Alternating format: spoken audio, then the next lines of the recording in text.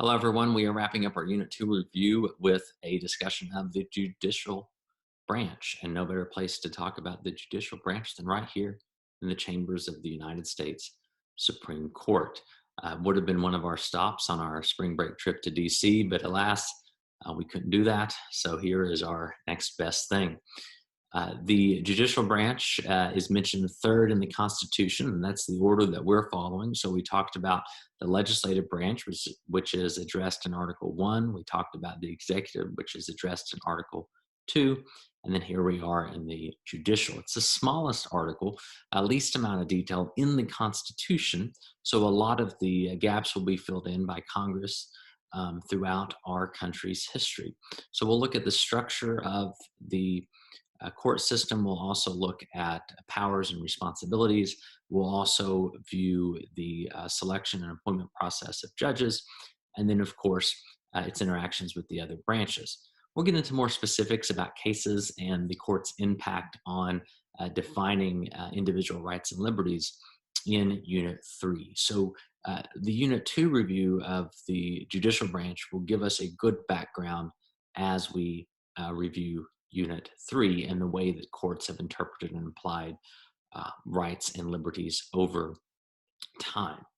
So starting with a look here, you should see some familiar faces right here. Last year's class visiting the U.S. Supreme Court. The U.S. Supreme Court is the only court that is explicitly mentioned in Article 3 of the Constitution. The Constitution in Article 3 equips Congress, empowers Congress with the ability to form and establish other courts beneath the Supreme Court, what the Constitution refers to as the inferior courts. Judges under the Constitution, under Article 3, serve a life term for what the Constitution defines as during good behavior. That's a very broad statement, obviously, but essentially there are judicial codes of ethics, and Congress has the authority to impeach judges if the need arises. Article 3 also throws in a discussion of treason. It defines treason, essentially aiding and abetting an enemy of the United States, waging a war against the United States. It equips Congress with the authority to determine the punishment for treason. It requires a minimum of 2 witnesses for a treason conviction.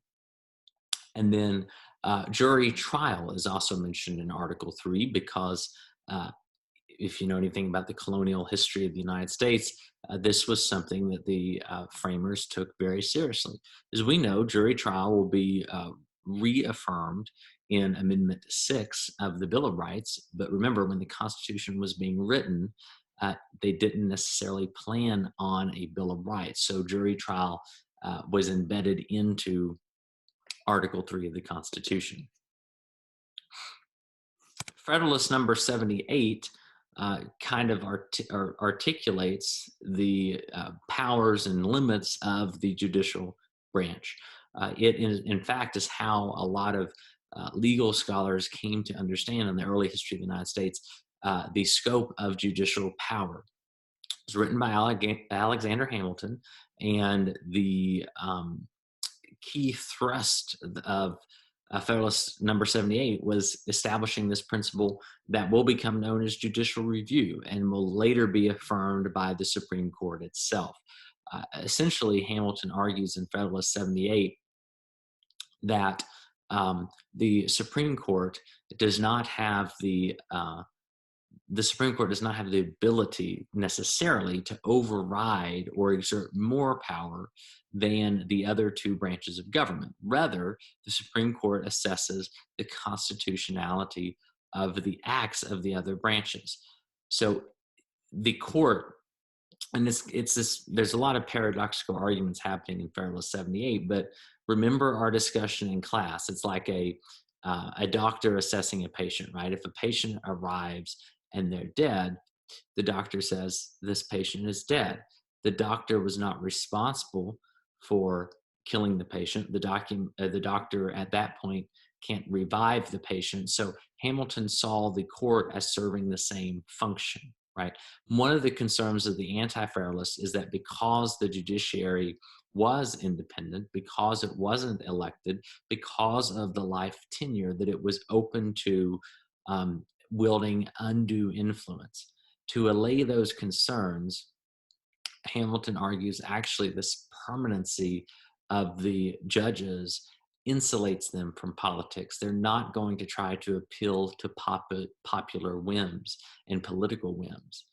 And to allay the concerns of those who feared the power of the judicial branch, he's pointed out that the judicial branch has, quote, no influence over sword or purse, right? So unlike Congress, which could declare war or allocate and appropriate funds and have the power of the purse, the judicial branch did not have that authority.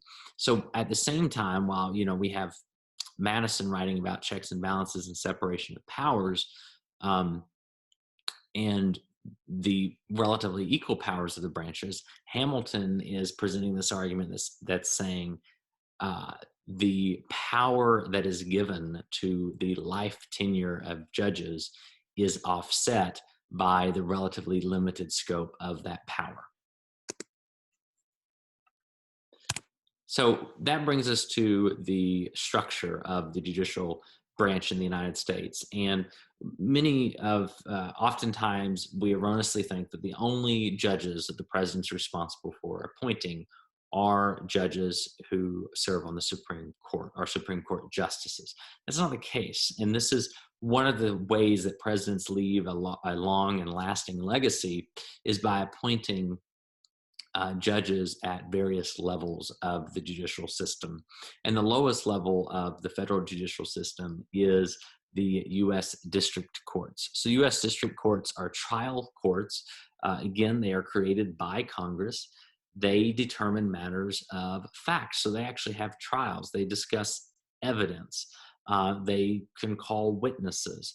They determine, they look at a set of facts and then apply those facts to the law. There are 94 districts, and I'll show you a map here in just a moment. Each state has at least one district court with about 700 judges. Again, all of them are appointed by the president. And since there's that life term, there's this built-in rotation as judges either retire or they die in office. Federal district courts hear federal criminal and civil matters. There are federal criminal statutes, right? Most crimes are prosecuted in state courts, right? So when we think about a murder, when we think about burglary, when we think about theft, when we think about traffic violations, those kinds of things, most of them are dealt with in state courts. There are federal laws, though, relating to homicide, right? And particularly if it's committed on federal property, or you've crossed state lines in committing a crime. Obviously, things like mail fraud, crimes involving the U.S. mail, tax crimes, and those kinds of things, trafficking, drug trafficking in particular. So those would fall under federal criminal provisions. And then there are also civil matters where there's a dispute between two parties, not necessarily a violation of law, but a breach of contractual duty. And then the U.S. attorneys work under the purview of the Department of Justice. We just talked about the bureaucracy. The U.S. attorneys are essentially the prosecutors for the federal government. So they are the ones with the discretion to bring criminal charges to a district court in a federal setting. Up from the district courts, you have U.S. Circuit Courts of Appeals. So they have what's called appellate jurisdiction, right? And this is created by Congress. So that means they hear appeals from the district court. So once the district court has decided a case, it can be appealed to the circuit court in whatever circuit, whatever judicial region that district court is in. Now, the important thing to understand about circuit courts of appeals is that they determine matters of law, right? So they do not conduct a new trial. They do not evaluate the evidence. They do not call witnesses. They simply ask, was the law applied appropriately by the district court based on the set of facts that has already been determined?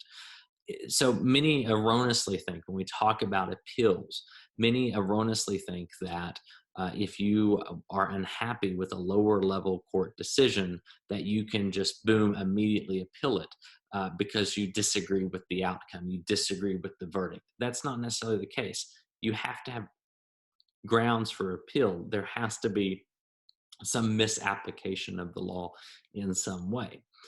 So, for example, if you are in a criminal proceeding and the one of the pieces of evidence used in prosecuting you was not um, collected in accordance with the Fourth Amendment or handled in accordance with the Fourth Amendment, then you have uh, grounds for appeal if that was not addressed at the district court level.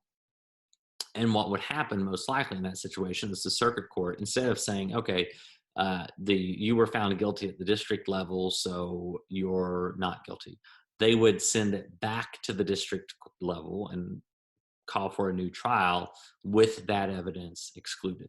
Okay. And it would be up to the prosecution then to determine if they want to pursue the second trial, lacking that evidence, or just drop the charges.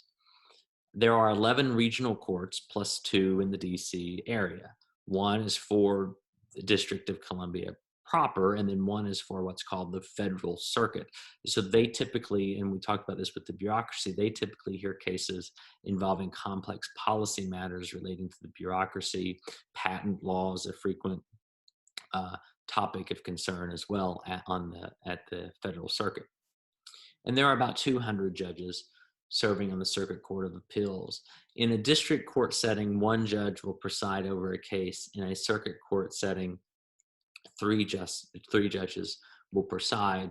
On very rare occasions, depending on the issue, a circuit can serve what's called en blanc, which means all the judges who are appointed for that circuit will sit in and listen. And then finally, we have the Supreme Court of the United States, which was created by Article 3. They take appeals from circuits and top state courts, and they have the ability to set precedent. And we'll talk more about precedent. Circuit courts can set precedent, but only in their circuit. So if you're a district court, you should follow the precedent of established by your circuit court. In unique cases, which we'll talk about later, they have what's called original jurisdiction, which means that's where cases will start. And there are 9 justices on the Supreme Court. It's defined by law. And again, all of these judges at every level are appointed by the president. Supreme Court is called the court of last resort, because once the court has decided a case, there's not another court that you can take it to review the matter. Now, that being said, the Supreme Court can overturn itself, and it has done that in our history, and we'll see more of that in Unit 3.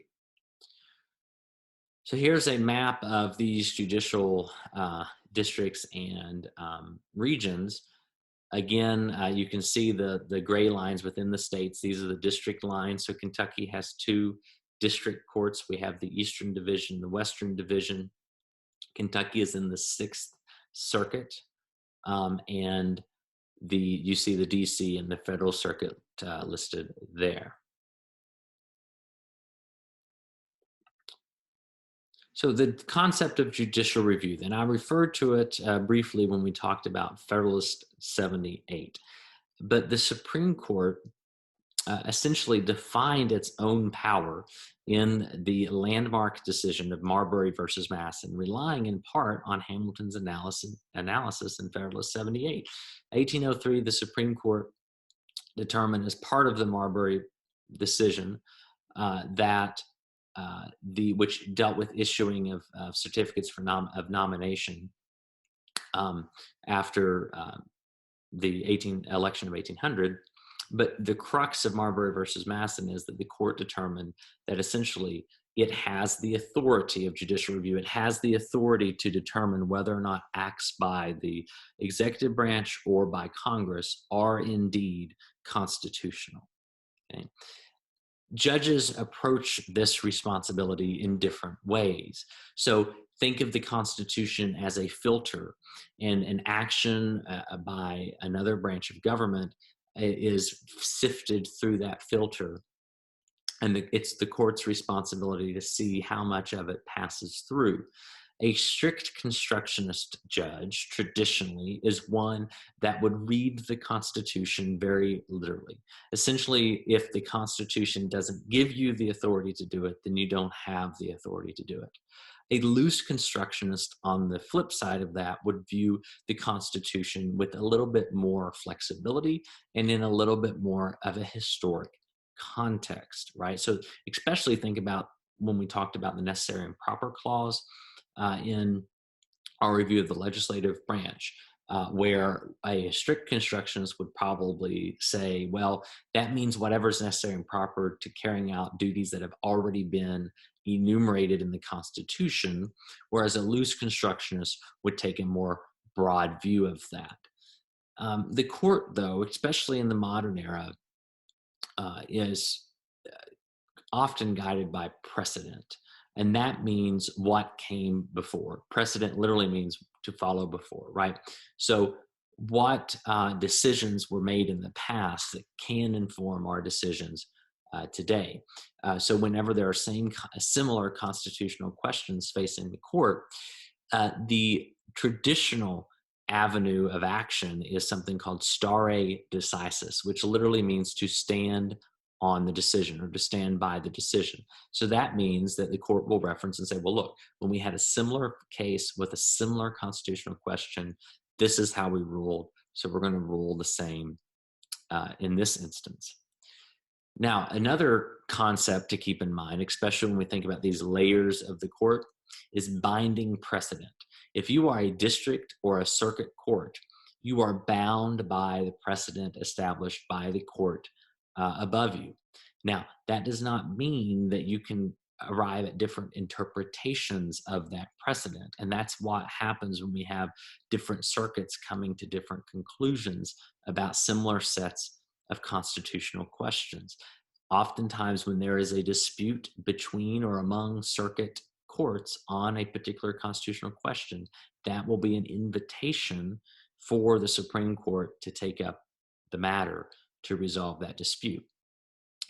And then you'll have persuasive precedent where it's not binding, but it has an influence. So, for example, a circuit court could look at a similar set of constitutional questions that was determined by a neighboring circuit, or not even a neighboring circuit, but just another circuit court, and use that as a guide. We also discussed, if you remember in Unit 2, judicial activism versus judicial restraint. And these often are a source of political debate and argument and discussion, but essentially judicial activism is the idea that the action of a judge equates to or rises to the same level of action as a legislature or the executive, that in making a decision, a judge is rendering a specific policy or specific piece of legislation null and void, or they are acting in the place of one of the other branches, whereas judicial restraint is basically giving the benefit of the doubt to the branches that have enforcement power or legislating power. Think about when we talked about the Chevron standard in the bureaucracy discussion, where basically the court said, well, look, if the law says that the bureaucratic agency can't do it, then, or if the law doesn't say that the bureaucratic agency can't do it, then it can do it, right? That would be an example of that judicial restraint. Oftentimes, though, especially given how ideological justices are, they're not consistent in terms of activism versus restraint. So sometimes a judge may see activism being appropriate if it achieves their ideological aims, whereas restraint would be appropriate if it does as well. So there's not really consistency in that regard. So how do cases get to the Supreme Court, right? This is a handy dandy chart to kind of walk you through some of those.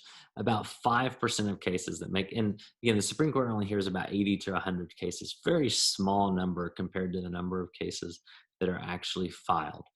About 5% of those are cases of original jurisdiction, so they don't have to go through any other level. These are cases that involve ambassadors or diplomats, or cases in which a state is a party. About 30% is about a third of cases come from the state courts, right? So there's a state law at play. So then it goes to the state, and each state has its own judicial system structured similarly to the federal judicial system, with trial courts or district courts, appeals courts, and then a state court of last resort, the state Supreme Court. And then from a state Supreme Court, a decision can be appealed if it raises a question of constitutional law. And then a majority of the cases, about 2/3, about 65% come from the actual federal judicial system, right? So from the district court, and then through the appeals court, and then up to the Supreme Court. Now, that being said, though, the getting to the court is not very easy, like I said, because they only admit a small number of cases. Your first step after you are not satisfied with the lower court ruling is to file the petition for a writ of certiorari. And that is essentially a request for the Supreme Court to take up your case. And it goes into what's called the cert pool. And you'll have the different clerks of the justices doing some research, providing summaries to the justices as they review some of these petitions. And the court operates under this notion called the rule of four, where 4 justices of the 9 have to agree to take up the case and issue the writ of certiorari, which literally means to be a request to be informed, right? So the court asks the Supreme Court asks the lower court to send the information about the case to them. The other, if the court refuses to take up the case, then the lower court ruling stands. And then last you have amicus curiae briefs, which is where, and that can play a role in both the discussion on issuing the writs of certiorari, or it can be a more often than not, it's when a case is actually being argued before the court. It's where an outside group, or it could just be a legal scholar, writes an opinion, sharing with the court their ideas or their understanding of the facts and the legal questions that play in the case, in an attempt to influence how the judges weigh or decide, the justices weigh or decide the decision. The effect of amicus curiae briefs are hotly debated, and it just simply depends on the issue at hand on how effective these cases are. They could find their way into an opinion written by a justice, though. Judicial appointments are very increasingly political, as we know. So we all know that the president appoints justices to the Supreme Court, the Circuit Court of Appeals, and the District Court. So the president appoints judges at every level. And then under Article 2 of the Constitution, we know that the Senate has the power of advice and consent. So that means, very broadly defined, but that means that the Senate has to confirm judges appointed to the federal bench. There is, because there are so many, remember there are 94 district courts, the president extends, traditionally, I should say, the president extends what's called senatorial courtesy to the senators, meaning if there's a vacancy in a district court in a senator's home state, the president typically defers to the recommendation of the home senator. Now, because this judicial appointments have become very political, that practice has kind of fallen by the wayside. In fact, there used to be a process called blue slips where the Judiciary Committee would send a blue slip to a home state senator of a judicial nominee for a district in that senator's state. And essentially, the senator had veto power over that appointment. So if the senator did not return the blue slip, or if the senator returned it with a negative recommendation, then it could have stopped the nomination. That process is pretty much stopped with, you have Mitch McConnell as majority leader, who's basically calling the shots on all these judicial appointments. Very controversially, there's a group called the Federalist Society that maintains a list of recommended judicial nominees that really align with their a more conservative judicial ideology and philosophy. Interest groups also get heavily involved, particularly around Supreme Court nominations, because there are only 9 of them, and the Supreme Court, as we'll see in Unit 3, has significant influence on defining and interpreting the rights and responsibilities of citizenship. So interest groups will become engaged and involved in the nomination process, in raising public awareness, in lobbying Congress, in those kinds of matters. Confirmation hearings are increasingly controversial, especially, again, for Supreme Court nominees. They're televised. There are confirmation hearings for lower level justices. Oftentimes they will do them in batches rather than one justice. But in the political lexicon, there's a phrase that I want you to know. It's called getting borked. It refers to a guy by the name of Robert Bork, who was appointed by President Reagan to the court in 1987. And his nomination did not make it through the Senate, as he was just an ultra conservative judge who had controversial positions on a range of issues, and the level of media interest and the level of interest group involvement and the politicized nature of it led to him not getting appointed. So when we talk about getting borked in the modern day sense, we mean this amount of political pressure being able to stop a judicial appointment. Another term that's coming into use with judicial appointments is called the nuclear option. As we know, we talked about it with the legislative branch. The Senate is a deliberative body. The Senate operates under unanimous consent. It gives a lot of power to the minority. You can filibuster in the Senate. That requires 60 votes. So essentially what you had was an issue of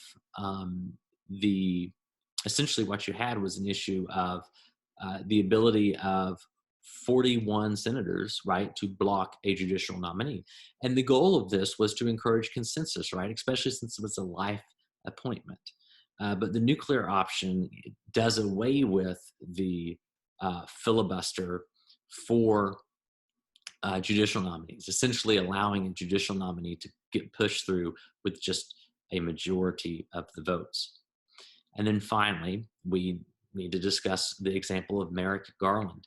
In February of 2016, conservative Supreme Court Justice Antonin Scalia died unexpectedly, almost before the undertakers came to collect the body. Mitch McConnell released a statement saying President Obama will not be filling this appointment. We're months away from a presidential election, 9 months away from a presidential election. So we're not even going to entertain anyone that President Obama appoints. The people need a say in this. It's unprecedented. It never happened before.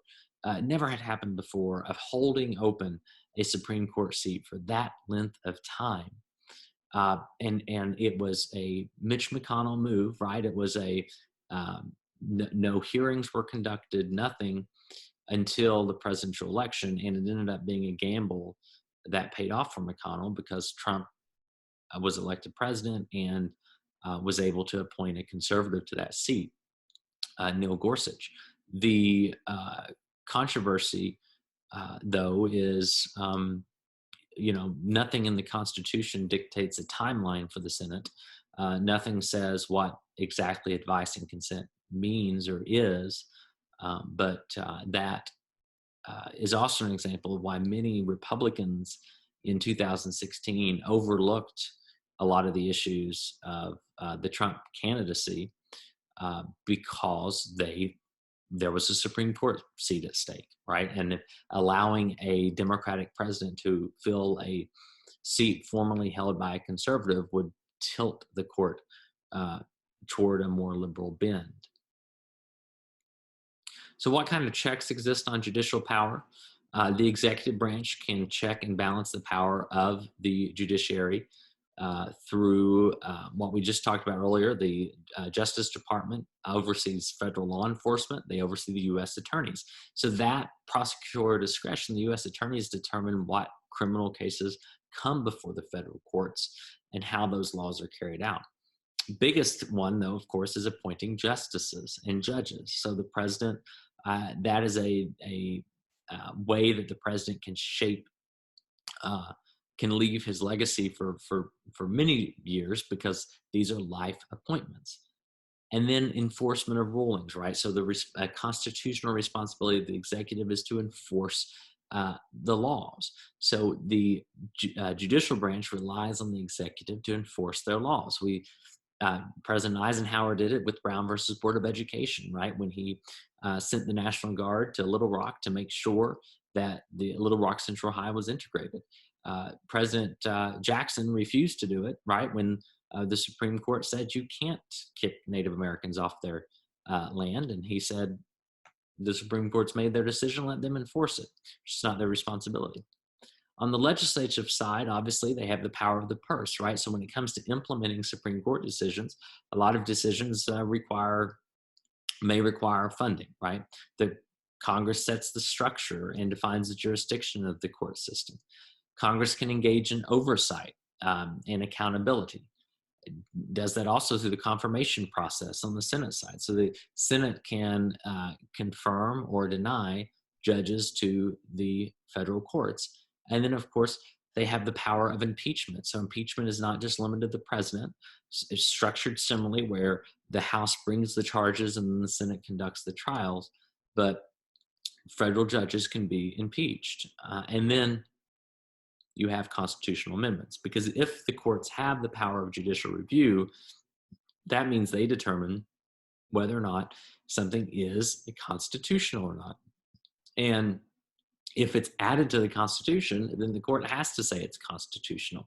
So that is a power that Congress has if it's not happy with a Supreme Court decision. So that is our review of the judicial branch. If you have any questions, again, let me know, but I hope it helped you understand the structure and then some of its interactions with the other branches. If you have any questions, let me know.